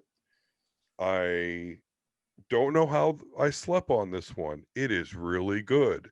I guess I thought because it was on Disney XD that it was, I don't know, a little bit kiddie-ish, but it's really, really good. So, been watching that. Adds a whole new perspective to the Mandalorian show, which is awesome. Yes. Goes hard onto the Darksaber and Darth Maul versus Obi-Wan, which is something you get to see. Oh yeah, no, and it's funny too because, like, I didn't know about the Darksaber. My son watched. He watched all the animated series, and when he saw it, he was like, oh, "The Darksaber," and I'm like, "What?" Yeah. Yeah, I knew it from a comic book. That's where I first saw it. But also, you just get to see, like, it actually just shows you how they piece together the rebellion and how things were at the beginning. And it's just way more interesting than I thought it would be. So I definitely recommend that. Octopath Traveler is a new RPG that I've been playing. It's not that new. In fact, it was on sale for $30, hence why I bought it. So I definitely recommend that if you like old school JRPGs. Definitely check that out. Right. And that's it. JD.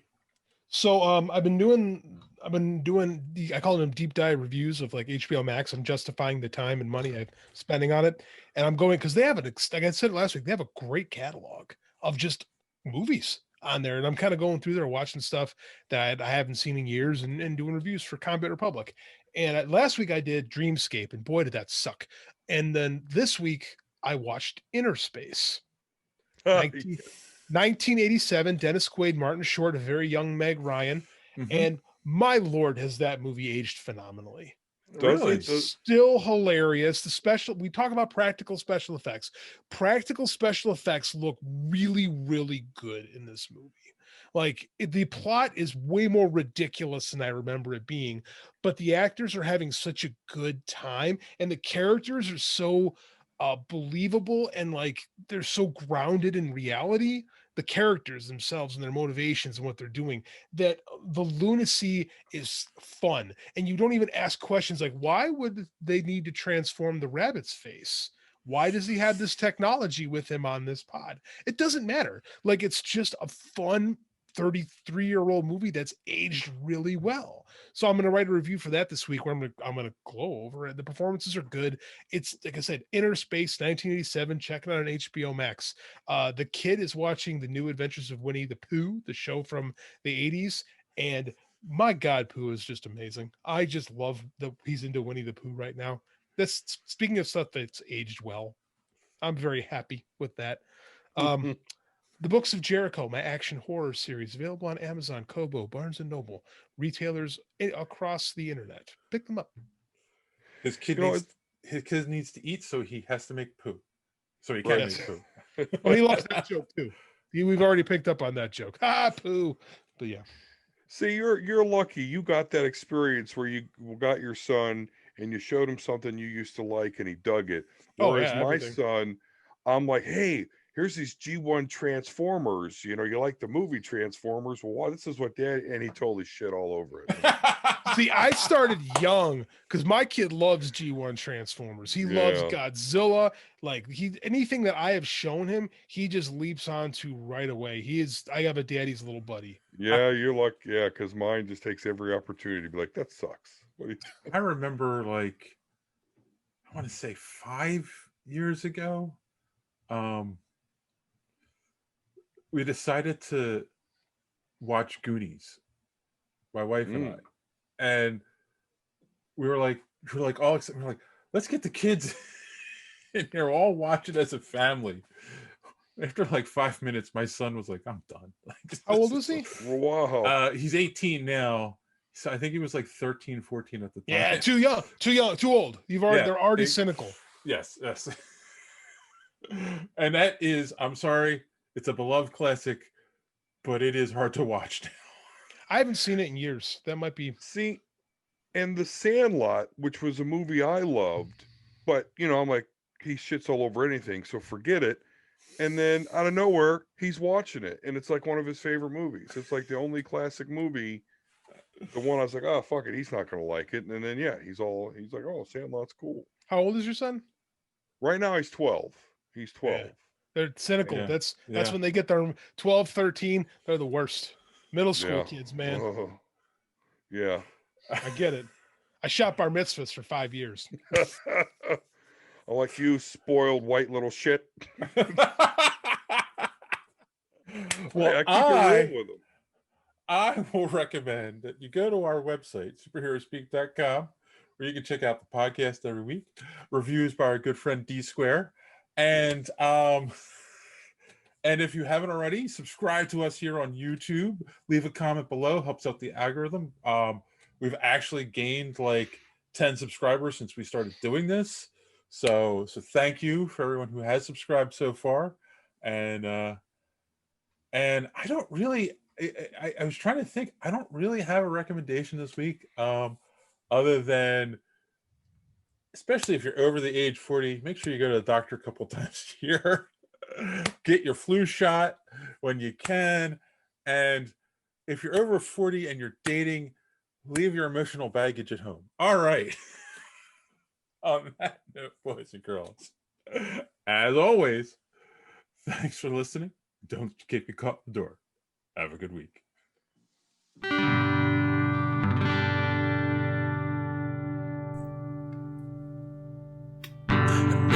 thought I could feel this way again into my dying day. Then I looked into your eyes, and my heart got a surprise. I was broken and I was down. You turned my life around. Your warmth and your loving arms made me believe in a brand new start. You are my joy, same old ploy. Girl meets boy, you are my joy. You have my heart in your hand, and I need you to understand. Your kiss breathes life into me. You are my destiny. My love will always be true in all that I say and do. Just tell me what you